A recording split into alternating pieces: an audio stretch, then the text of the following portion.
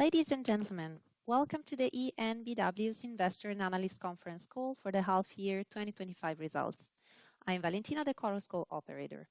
I would like to remind you that all participants will be in listen-only mode and the conference is being recorded.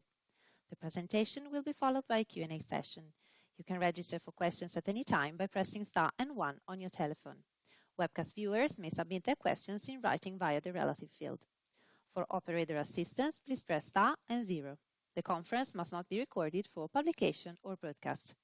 At this time, it's my pleasure to hand over to Marcel Münch, SVP Finance, M&A and Investor Relations. Please go ahead.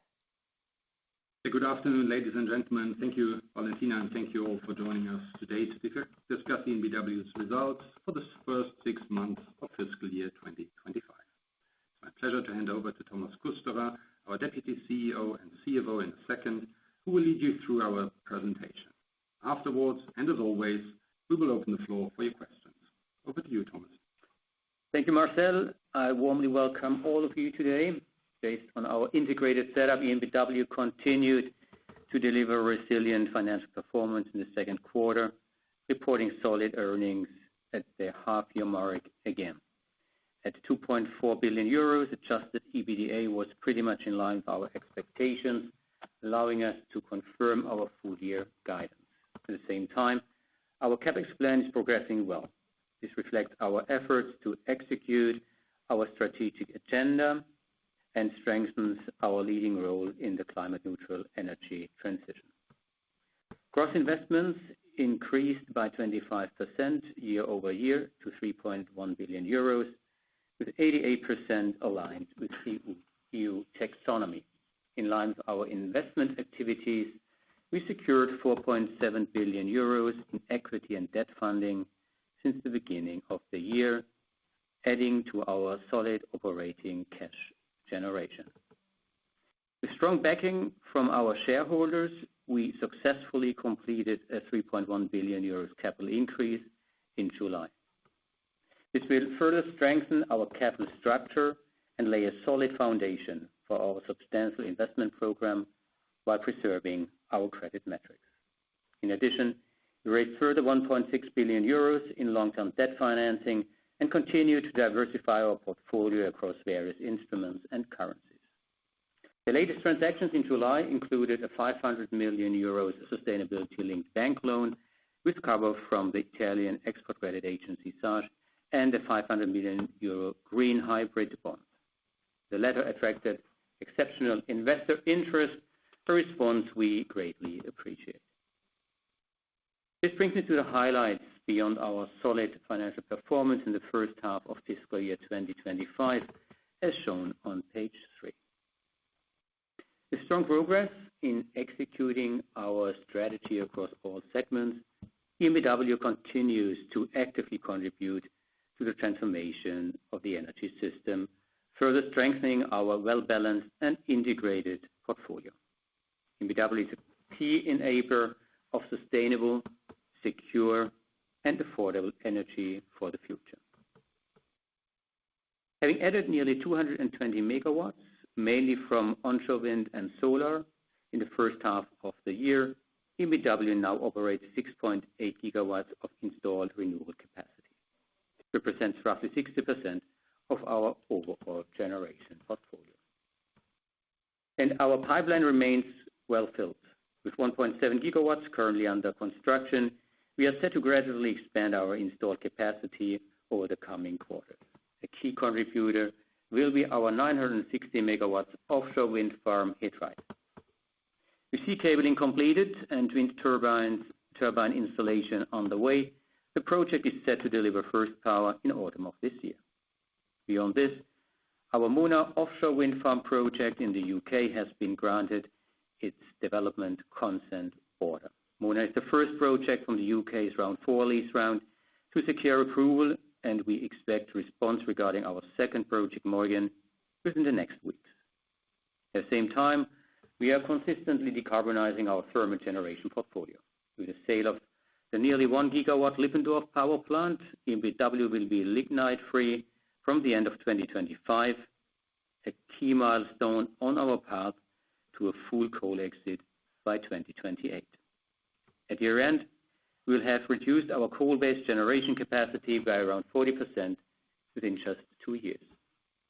In parallel, we are gradually replacing these assets with flexible hydrogen-ready CCGT capacity to ensure reliable power generation going forward. With energy generation undergoing fundamental change, we are aligning and expanding our grids accordingly. Our flagship transmission projects are progressing well. Ultranet has passed 85% completion and is set for commissioning in 2026, while construction on Südlink section in Bavaria has begun. In distribution, our largest grid operator, EnBW, has successfully renewed over 260 concessions, securing the long-term foundation for reliable regional and local operations. Impressively, not a single concession has been lost since 2020. Finally, in our retail and e-mobility business, we added over 800 new fast charging points across Germany in the first half of the year, further strengthening our market-leading position in the DACH region. And now let's turn back to the financials on page 4. As just mentioned, we are on track in 2025, having achieved an adjusted EBITDA of 2.4 billion euros for the group in the first half of the year, pretty much in line with our expectations, in particular driven by our grids business. Low-risk activities comprising our grids as well as renewable business continued their positive development. In the first half of the year, they contributed 1.8 billion euros to our earnings, an increase by around 4% year over year, and accounted for 75% of our total earnings. Let's now have a closer look at the performance of our 3 business segments in more detail, starting on slide 5. In sustainable generation infrastructure, adjusted EBITDA stood at 1.1 billion euros after 6 months. Earnings decreased, as expected, mainly due to lower realized hedge generation margins, and in addition, due to continued unfavorable weather conditions throughout the second quarter. Starting with renewables, adjusted EBITDA amounted to 525 million euros. Year-on-year, earnings were lower, driven by persistently weak offshore wind conditions throughout the first half of the year and limited rainfall during the second quarter, which impacted our run-of-river power generation. This was partially offset by improved performance in pumped storage and solar power generation. Adjusted EBITDA of thermal generation and trading was at 556 million euros. While lower realized hedge margins and subdued trading performance weigh on earnings, this was somewhat balanced by a solid LNG business and the initial earnings contribution from our newly commissioned grid stabilization plant in Marbach. Let's take a brief look at our thermal power generation hedge levels for the coming years. For 2025, we are almost fully hedged. For 2026, the hedge ratio stands at over 80%, and for 2027, it ranges between 40 and 70%. We have also started hedging first volumes for 2028, reaching up to 30%. This approach remains fully aligned with our well-established and proven hedging policy. Moving on to system critical infrastructure on slide 6, which comprises our electricity and gas transmission and distribution grids. Adjusted EBITDA of system critical infrastructure reached nearly 1.3 billion euros in the first half of 2025, corresponding to an increase of 12% year over year. This robust performance was primarily driven by higher earnings from our investments in grid expansion, alongside lower costs for energy losses in the grid. In line with our strategic focus on expanding both transmission and distribution grids, personnel as well as operation and maintenance costs trended higher during the period, partially offsetting the segment's overall earnings growth. Turning to the details on the development of smart infrastructure for customers, as shown on page 7. Adjusted EBITDA of our retail segment was at 233 million euros after 6 months. Year-over-year earnings increased by 35%, driven by a stronger contribution from our e-mobility business and improved earnings in our B2C activities. Looking ahead to the second half of the year, we expect somewhat higher costs for our B2C operations to weigh on margins in this segment.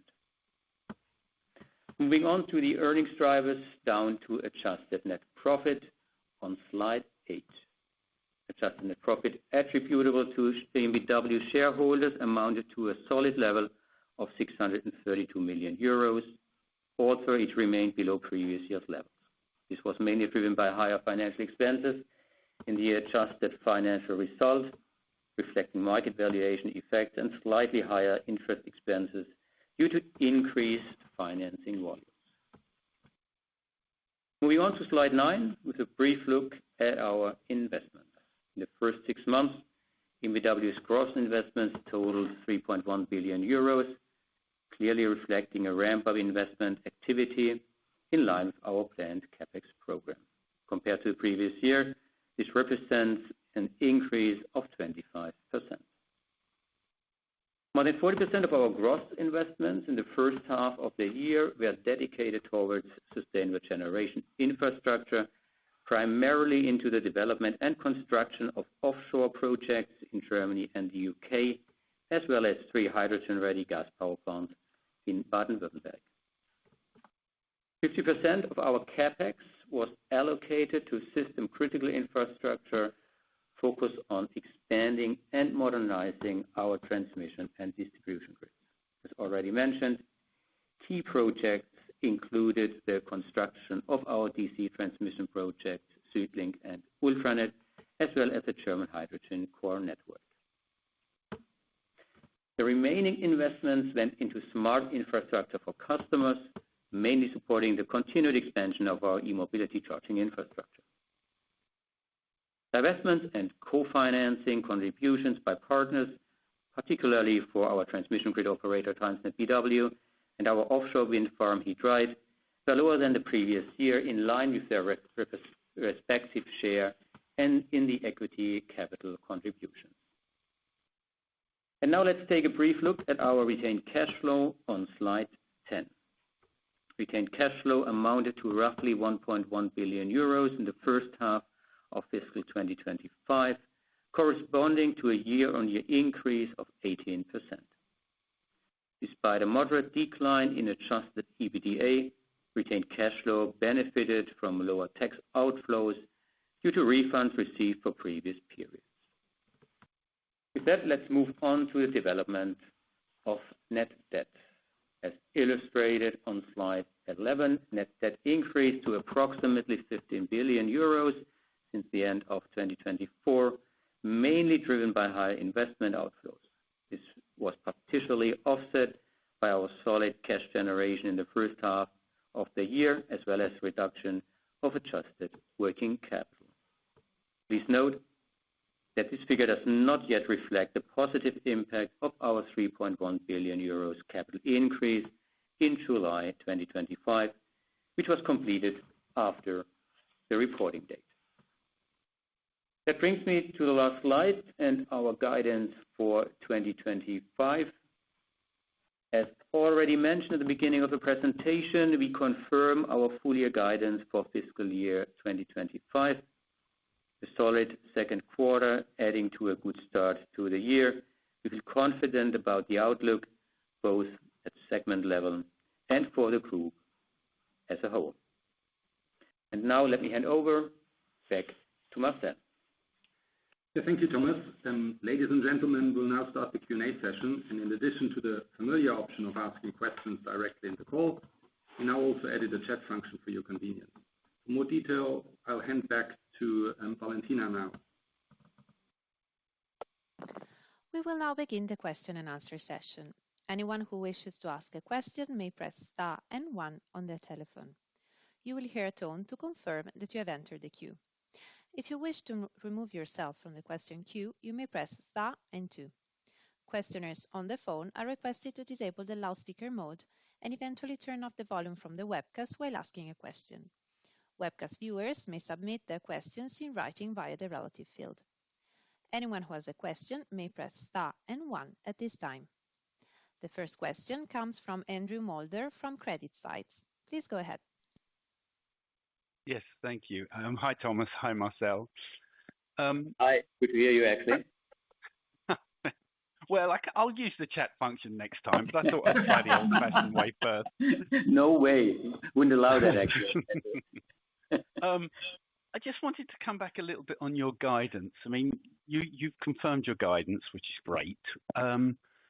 But you're only at about 2.4 billion EBITDA for the first half of the year. And if I look back historically, the second half of the year is typically weaker than the first half.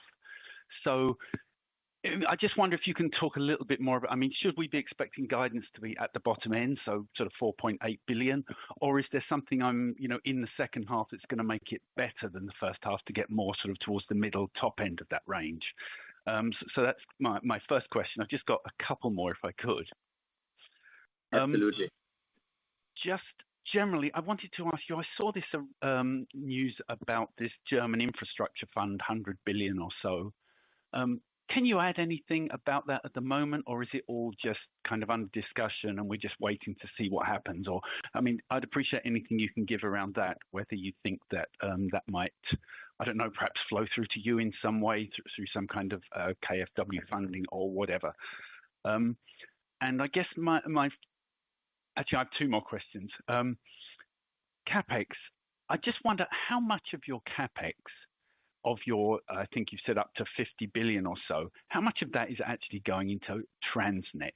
You don't really break it down into transmission and distribution. You only ever really talk about the grid segment. So, you've got 60% going into networks, which is like 30 billion, but how much of that 30 billion would go to Transnet as opposed to your distribution businesses? And I think my final question, and it's something I've asked before, but I just wanted to know, you talked about the offshore wind farms in the Irish Sea, but you're in partnership there with BP. And I mean, BP kind of in its own words is now talking about being capital light in low carbon energy. So I'm just wondering, how firm is that partnership? I mean, is BP showing any signs of withdrawing from those offshore farms? And do what would happen then? Do you presumably have right of first refusal over their stake? If you could clarify that. Sorry for all the questions, but thank you. Andrew, your questions are as always well appreciated. Let me get started with the first one regarding the guidance for full year 4.8 through 5.3 billion.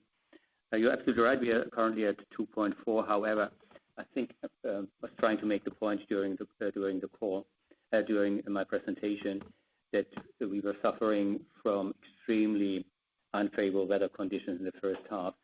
We assume that that's going back to a normal level. What we currently are seeing, that's an uplift to the 4.8. Secondly, actually, Hitride is going to be commissioned in the second half of 2025, not fully, but gradually, and it's going to have also a positive impact on our earnings in the second half of 2025.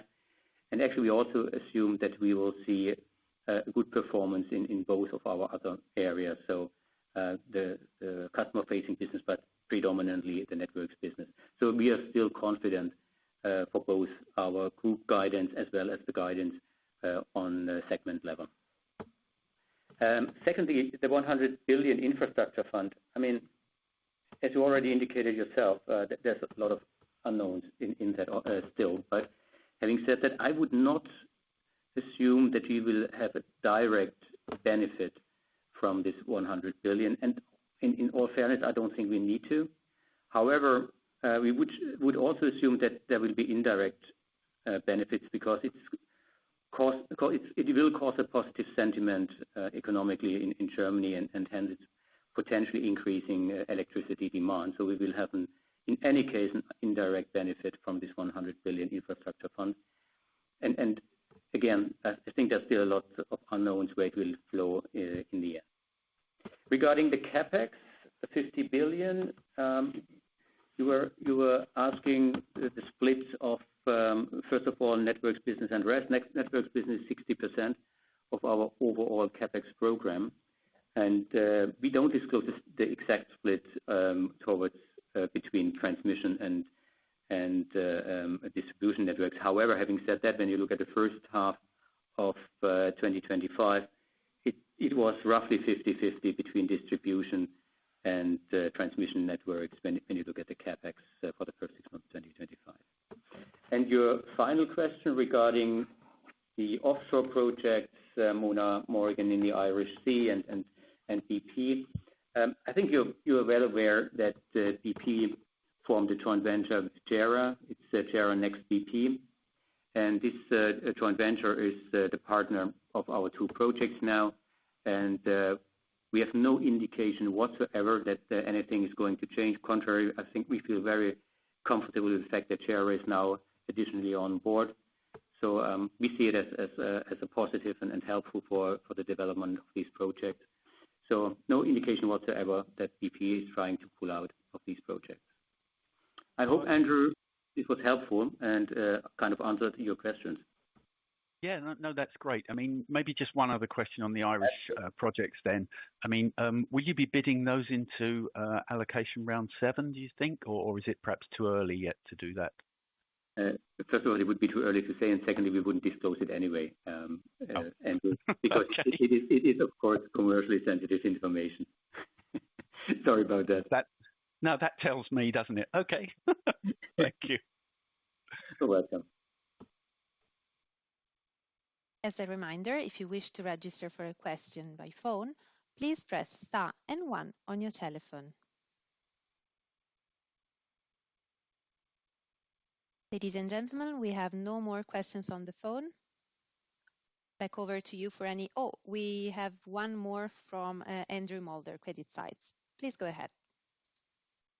Yes, hi Thomas, hi Marcel, back again. I thought I'd give someone else a chance, but since no one else jumped in, I just wanted to ask you about the German wind auctions. We obviously had this failure of the German offshore wind auction just recently.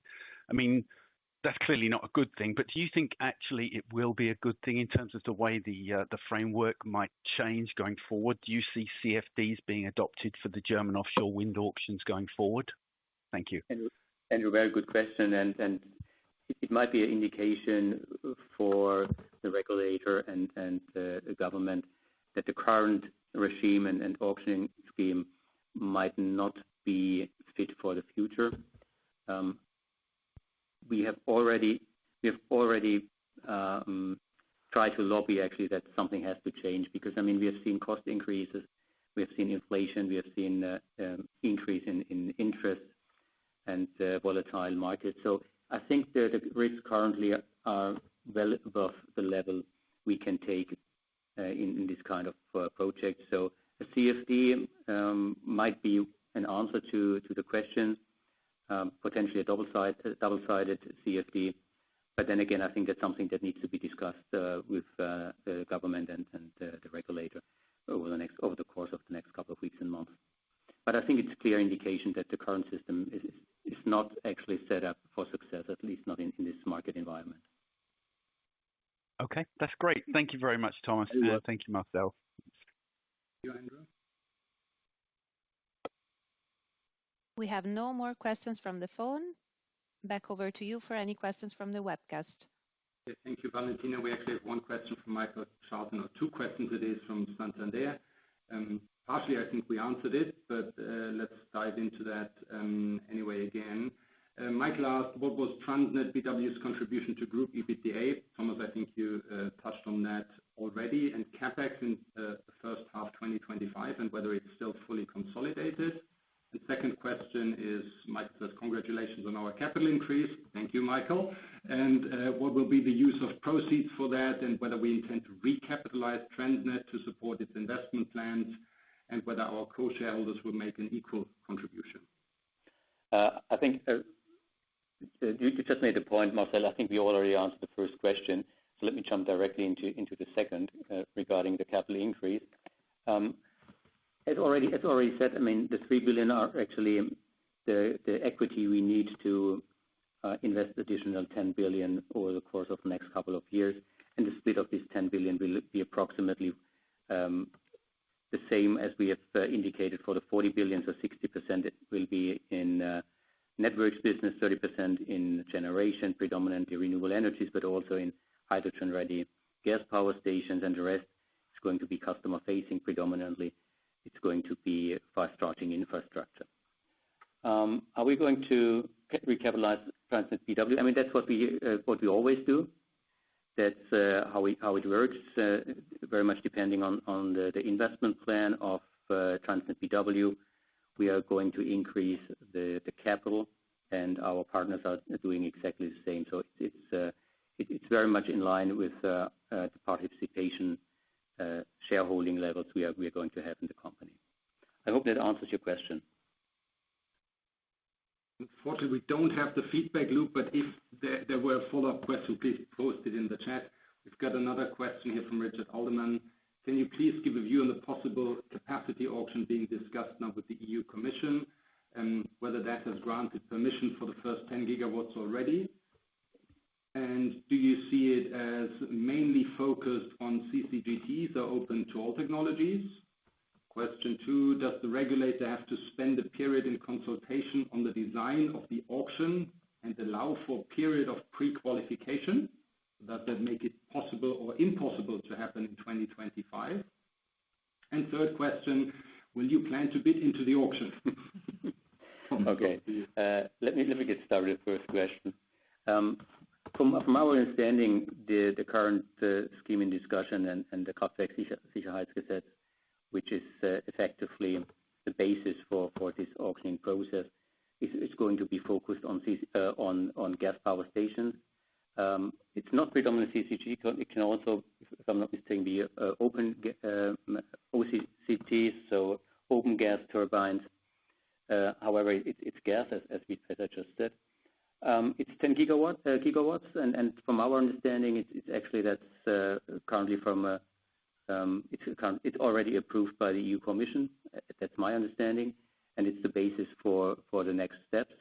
So what I would assume is actually that we get clarity by the end of this year, and first auctions to take place either by the end of this year or beginning of next year. In any case, I think we need to speed up the process to ensure that we will have enough gas power plants in the system by 2030. It's high time now already.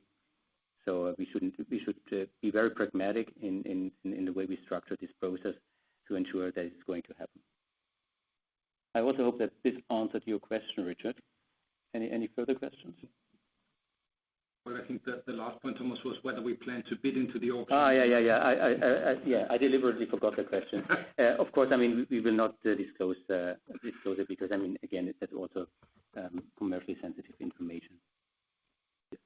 Thank you so much. And just to round that off, I'm just giving it another second. I don't think we have any more questions in the chat. So with that, we come to a close. Once again, thank you very much, Thomas, to you, and to everyone on the call as well as online. As always, if you have any further questions, please don't hesitate to reach out to our IR team for more details or in-depth discussions. All the best and have a great rest of the day. Bye-bye.